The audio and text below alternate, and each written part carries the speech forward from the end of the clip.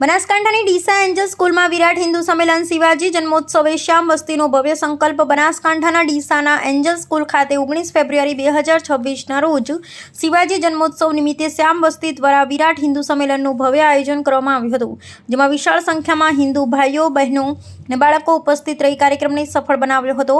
દીપ પ્રાગટ્ય સાથે કાર્યક્રમની શરૂઆત કરવામાં આવી અને સંસ્કૃતિમય કાર્યક્રમો દ્વારા દેશભક્તિ અને સંસ્કારનો સંદેશ આપવામાં આવ્યો। બનાસકાંઠાના ડીસામાં આવેલા એન્જલ સ્કૂલના પ્રાંગણમાંથી આ દ્રશ્યો સામે આવી રહ્યા છે, જે 19 ફેબ્રુઆરીના રોજ શિવાજી જન્મોત્સવ નિમિત્તે શ્યામ વસ્તી દ્વારા વિરાટ હિન્દુ સંમેલનનું ભવ્ય આયોજન કરવામાં આવ્યું હતું। કાર્યક્રમની શરૂઆત દીપ પ્રાગટ્ય સાથે કરવામાં આવી અને વિશાળ સંખ્યામાં હિન્દુ ભાઈઓ બહેનો અને બાળકો ઉપસ્થિત રહી સંમેલનને સફળ બનાવ્યું। પ્રાર્થના વંદના ઉનકી કરી સાથે મહેમાનોનું સ્વાગત કરવામાં આવ્યું। વસ્તી પ્રમુખ અમૃતભાઈ પટેલ દ્વારા શાબ્દિક સ્વાગત કરાયું, જ્યારે એન્જલ સ્કૂલના વિદ્યાર્થીઓએ ગીતા શ્લોક પઠન કરી સંસ્કૃતિમય માહોલ સર્જ્યો હતો। કાર્યક્રમમાં પરમ પૂજ્ય 1008 મહામંડલેશ્વર સ્વામી રવિ શરણાનંદ ગિરિજી મહારાજ, પરમ પૂજ્ય ભરતગીરી મહારાજ, મુખ્ય વક્તા પારસભાઈ પઢિયાર, અધ્યક્ષ દિલીપભાઈ બી ઠક્કર, વકીલ યુવા વક્તા લક્ષ્મણભાઈ વાઘેલા અને મહિલા વક્તા અલ્પાબેન શાહ ઉપસ્થિત રહ્યા હતા। મહેમાનોનું પુષ્પગુચ્છ અને સાલ વડે સન્માન કરવામાં આવ્યું। નવદુર્ગા પૂજન અને નવકાર મંત્ર સાથે ધાર્મિક વિધિ યોજાઈ। ધ નારી શક્તિ કાર્યક્રમ અંતર્ગત લાઠી અને તલવારબાજીનું પ્રદર્શન કરવામાં આવ્યું। સમરસતાનું ગીત અને સંતોના આશીર્વચનથી સમગ્ર કાર્યક્રમ ભક્તિમય બન્યો હતો। બાળ સંસ્કાર કેન્દ્ર અને સ્વમંગલમ સ્કૂલના વિદ્યાર્થીઓ દ્વારા સંસ્કૃતિમય નૃત્ય અને ગરબાનું પણ સુંદર આયોજન કરવામાં આવ્યું હતું। દ્વારિકાનો નાથ મારો રાજા રણછોડ છે જેવા ભક્તિ ગીતો સાથે હાજર લોકો ભાવવિભોર બન્યા હતા। બાળ સંસ્કૃત કેન્દ્રના સંચાલક હર્ષિદાબેન શ્રીમાળી તથા શરદબેન બાળકોને ટ્રેનિંગ અગાઉ આપી હતી અને બાળકો દ્વારા સારું પ્રદર્શન પણ કરાયું। અંતે પંચ પરિવર્તન પ્રતિજ્ઞા લેવાઈ ને ભરતભાઈ બી જેમી દ્વારા આભાર દર્શન કરવામાં આવ્યું। બનાસકાંઠાના ડીસામાં યોજાયેલા આ વિરાટ હિન્દુ સંમેલન દ્વારા એકતા, સંસ્કાર અને સમાજ જાગૃતિનો સંદેશ આપવામાં આવ્યો। શિવાજી જન્મોત્સવ નિમિત્તે યોજાયેલ હિન્દુ સંમેલનના આ કાર્યક્રમ શહેરમાં ચર્ચાનો વિષય બન્યો છે। ચિરાગ શ્રીમાળી, રિપોર્ટર ડીસા।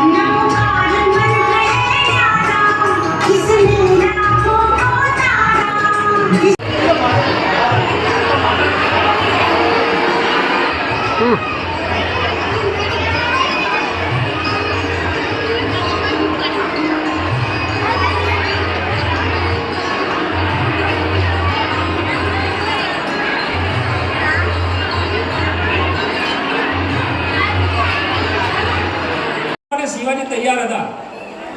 એક માતાઓ ઘણા સંખ્યામાં છે એટલે માતાઓ માટેનો એક વિષય મૂકીને હું પૂરું કરીશ। જીજા માતા જ્યારે બાળકી હતા, નાની ઉંમરના 8 વર્ષની ઉંમર હતી જીજા માતાની, એ પૂજાની થાળી લઈને મંદિરે જતા હતા। એ સમયે અંગ્રેજોની પણ એનાથી પણ પહેલા મુગલોનું સામ્રાજ્ય હતું અને એક મુગલ સૈનિક આવે છે અને ઘોડા ઉપર આવતો હતો। જીજા માતા હાથમાં થાળી લઈને પૂજા માટે જતી હતી મંદિરે, એક લાતની ઠેસ મારીને પૂજાની થાળીને ઉડાડી દે છે।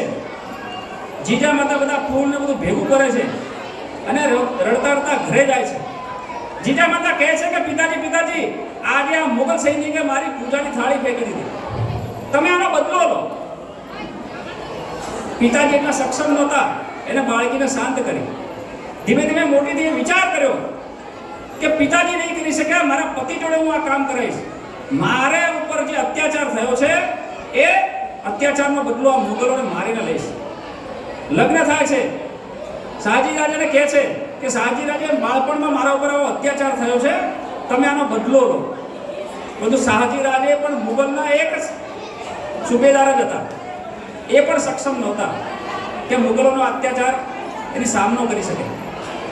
ત્યારે જીજા માતા મનોમન સંકલ્પ કરે છે, મારા પિતાજી નહીં કરી શક્યા, મારા પતિ નહીં કરી શક્યા, એ કામ હું મારા બાળક જોડે કરાવીશ. અને મનોમન સંકલ્પ લે છે કે મારું બાળક એવું ઓજસ્વી તેજસ્વી આવશે.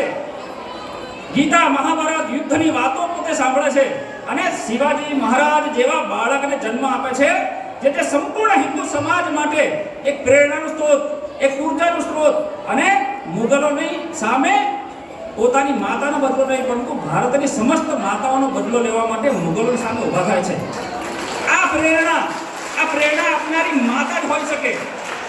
હિન્દુત્વને જો જાગૃત કરવો તો માતાએ જાગૃત કરવું પડશે, કારણ બાળકો પોતાની હાથમાં જ છે. આજના પાવન કાર્યની અંદર અત્ર ઉપસ્થિત મહાનુભાવ તથા અહીંયા પધારેલા મારા ભાઈઓ અને બહેનો,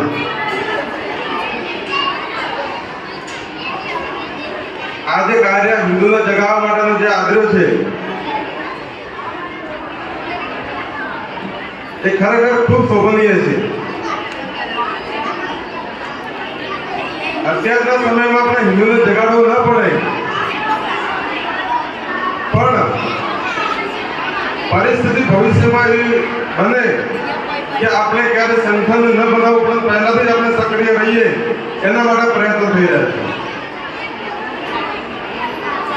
ગીતામાં કૃષ્ણ ભગવાને અર્જુનને કહ્યું છે કે હે અર્જુન, તો તારો ધર્મ નિભાવ. આપણે આપણો ખાલી ધર્મ નિભાવીએ ને તો બી આપણે ક્યારે કોઈને કહેવા જવું ન પડે. ખરેખર આપણા કદાચ હિન્દુ ધર્મનો જન્મ લીધો હોય તો આપણે ખરેખર આપણા હિન્દુ તરીકે આપણે જે એની જે પ્રક્રિયા છે ફોલો કરીએ છીએ આપણે, તો ખૂબ ઘણા પરિવારોને આપણે કદાચ એ હિન્દુત્વ જોવા મળતો હોય છે આપણે. બાકી તો બધાને પૈસા કમાવાની કદાચ અથવા કામ ધંધાની અંદર એમનો સમય વધારે વ્યતીત થતો હોય.